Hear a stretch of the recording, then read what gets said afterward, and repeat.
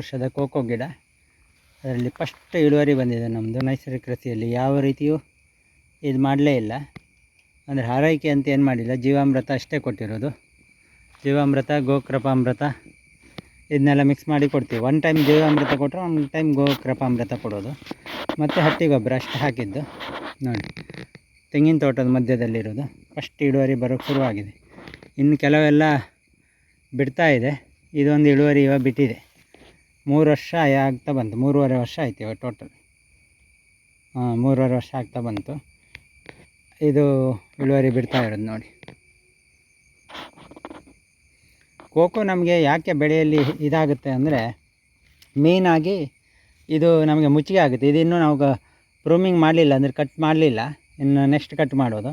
ಇದು ಪ್ರೂಮಿಂಗ್ ಆಗುತ್ತೆ ಮತ್ತು ಮುಚ್ಚಿಗೆಗೆ ನಮಗೆ ಬೇಕಾದಷ್ಟು ಎಲೆಗಳು ಸಿಗ್ತವೆ. ಎಲೆ ತುಂಬ ದಪ್ಪವಾಗಿ ಇರುತ್ತೆ ನೋಡಿ, ಇದರದ್ದು ಎಲೆ ಸಿಗ್ತವೆ. ಅದರಿಂದ ನಮಗೇನಾಗುತ್ತೆ, ಮುಚ್ಚಿಗೆ ಮಾಡಲಿಕ್ಕೆ ತುಂಬ ಹೆಲ್ಪ್ ಆಗುತ್ತೆ.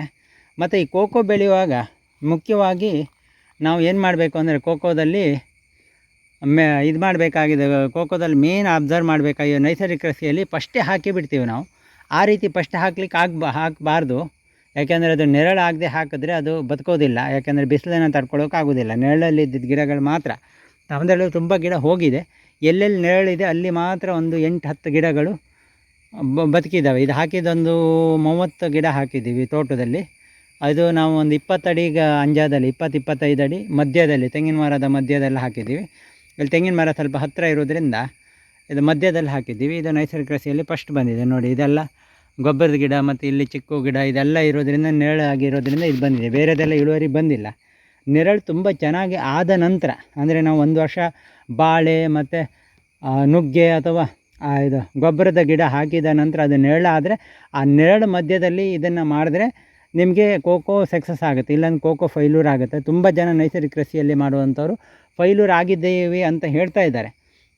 ನನಗೂ ತುಂಬ ಜನ ಹೇಳಿದರು. ಆದರೆ ನಾವು ಅದು ಮಾಡೆಲ್ ಮಾಡಬೇಕು ಅಂತ ಒಂದೇ ಸತಿ ಮಾಡಿದ್ದು, ಮತ್ತು ನಾವು ಕೆಲವುದೆಲ್ಲ ಲೇಟಾಗಿ ಮಾಡಿದ್ದೀವಿ.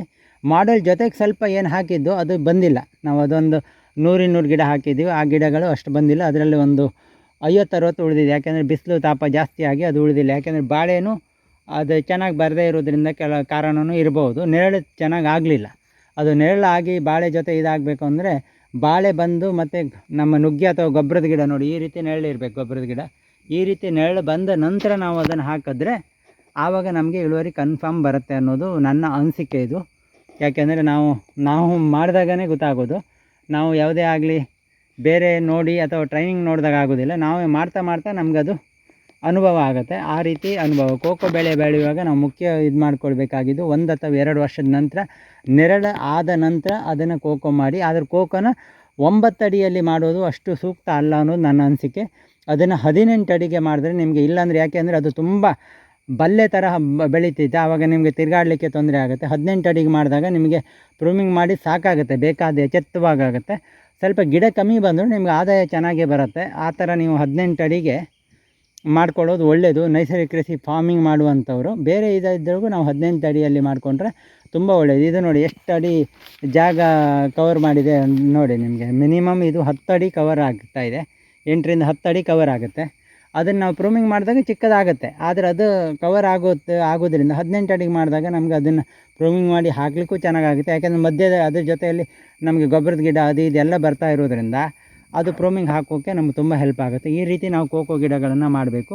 ನೆರಳು ಆದ ನಂತರ ಮಾಡೋದನ್ನು ನಾವು ರೈತರು ಮಾಡಿದ್ರೆ ತುಂಬ ಒಳ್ಳೆಯದು. ಯಾಕೆಂದರೆ ಕೋಕೋ ಗಿಡಗಳು ಇದಾಗುತ್ತೆ ಮತ್ತು ಅದು ನಾಶ ಅರ್ಧಕ್ಕರ್ಧ ಅಡಿಕೆ ಗಿಡದಲ್ಲಿ ಮಾಡಬೇಕು, ಆದರೆ ಮಾಡೋದಿಲ್ಲ. ಯಾಕೆಂದರೆ ಅದು ತುಂಬ ಡಿಸ್ಟರ್ಬ್ ಮಾಡುತ್ತೆ ಪ್ರೂಮಿಂಗ್. ಆದರೆ ಅದು ರೈತರಿಗೆ ಅದು ಗೊತ್ತಿಲ್ಲದೆ ಇರೋ ವಿಷಯ ಏನು ಅಂದರೆ, ಅದು ನಮಗೆ ಗೊಬ್ಬರ ಕೊಡುತ್ತೆ. ಅದು ಇಳುವರಿ ಕೊಟ್ಟಿಲ್ಲ ಅಂದರೂ ಗೊಬ್ಬರ ಕೊಡುತ್ತೆ ಅನ್ನೋ ಒಂದು ಇದನ್ನು ನಾವು ಯಾವಾಗೂ ಅರ್ಥ ಮಾಡ್ಕೊಳ್ಳೋದಿಲ್ಲ. ಯಾಕೆಂದರೆ ಸೊಪ್ಪಿನ ಗೊಬ್ಬರ ಮಾಡಿ ಹಾಕೋದು ಅಥವಾ ಮುಚ್ಚಿಗೆ ಮಾಡೋದು, ನಾವು ಹೊರಗಡೆಯಿಂದ ತಂದು ನಾವು ಏನೇ ಮಾಡ್ತೀವಿ ಅಂದರೂ ಅದು ತುಂಬ ಎಕ್ಸ್ಪೆನ್ಸಿವ್ ಆಗುತ್ತೆ. ನೈಸರ್ಗಿಕ ಕೃಷಿಯಲ್ಲಿ ತುಂಬ ಖರ್ಚಾಗುತ್ತೆ ಜಮೀನು ಹಾಯ್ಕೊಂಡು ಮಾಡೋದು. ನೈಸರ್ಗಿಕ ಕೃಷಿಯಲ್ಲಿ ನಾವು ಖರ್ಚು ಕಡಿಮೆ ಮಾಡುವ ಉದ್ದೇಶ ಇರೋದ್ರಿಂದ ಕೋಕೋ ಗಿಡ ಹಾಯ್ಕೊಳ್ಳಿ. ಅದ್ರ ಜೊತೆ ಫಸ್ಟು ನೀವು ಗೊಬ್ಬರದ ಗಿಡ ಹಾಯ್ಕೊಳ್ಳಿ. ಗೊಬ್ಬರದ ಗಿಡ ಅಥವಾ ನುಗ್ಗೆ ಗಿಡ, ಗೊಬ್ಬರದ ಗಿಡ ಹಾಯ್ಕೊಂಡ್ರೆ ತುಂಬ ಒಳ್ಳೆಯದು ಎಲ್ಲ ಕ್ಲೈಮೇಟಿಗೆ.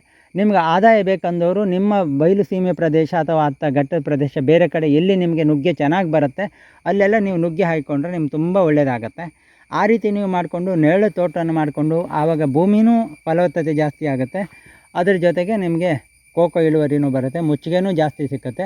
ಎಷ್ಟೋ ಜನ ಮುಚ್ಚಿಗೆ ಮಾಡೋದು, ಕೆಲವು ಕಡೆಯಲ್ಲಿ ದ್ವಿದಳ ಧಾನ್ಯಗಳು ಬರುವುದಿಲ್ಲ, ಈ ರೀತಿ ಸಮಸ್ಯೆಗಳಿರ್ತವೆ, ಬೇರೆ ನವಿಲು ಸಮಸ್ಯೆ ಇರ್ತವೆ. ಅವರಿಗೆಲ್ಲ ಪರಿಹಾರ ಅಂದರೆ ನಾವು ಕೋಕೋ ಗಿಡ ಹಾಕ್ಕೊಳ್ಬೇಕು ಮತ್ತು ಗೊಬ್ಬರದ ಗಿಡ, ನುಗ್ಗೆ ಗಿಡ ಹಾಕ್ಕೊಂಡ್ರೆ ಮುಚ್ಚಿಗೆ ಅತಿ ಹೆಚ್ಚು ಎಲೆಗಳು ಉದುರೋದ್ರಿಂದ ಅದು ಮುಚ್ಚಿಗೆ ನೈಸರ್ಗಿಕವಾಗಿ ಆಗುತ್ತೆ. ಆದರೆ ನೈಸರ್ಗಿಕ ಕೃಷಿಯಲ್ಲಿ ಏನೇ ಮಾಡಲಿ, ನೀವು ಸಾವಯವ ಕೃಷಿಯಲ್ಲಿ ತಾಳ್ಮೆ ಬೇಕು. ನಿಮ್ಗೆ 5ರಿಂದ 10 ವರ್ಷ ತಾಳ್ಮೆ ಇದ್ದರೆ ಮಾತ್ರ ಆಗುತ್ತೆ ಅಂತ ಹೇಳ್ತಾ ನಾನು ಮಾತು ಮುಗಿಸ್ತೀನಿ. ಮತ್ತು ನಾವು ನಿಮಗೆ ಮುಂದಿನ ಭಾಗದಲ್ಲಿ ಭೇಟಿಯಾಗುವ. ನಮಸ್ಕಾರ ಸ್ನೇಹಿತರೆ.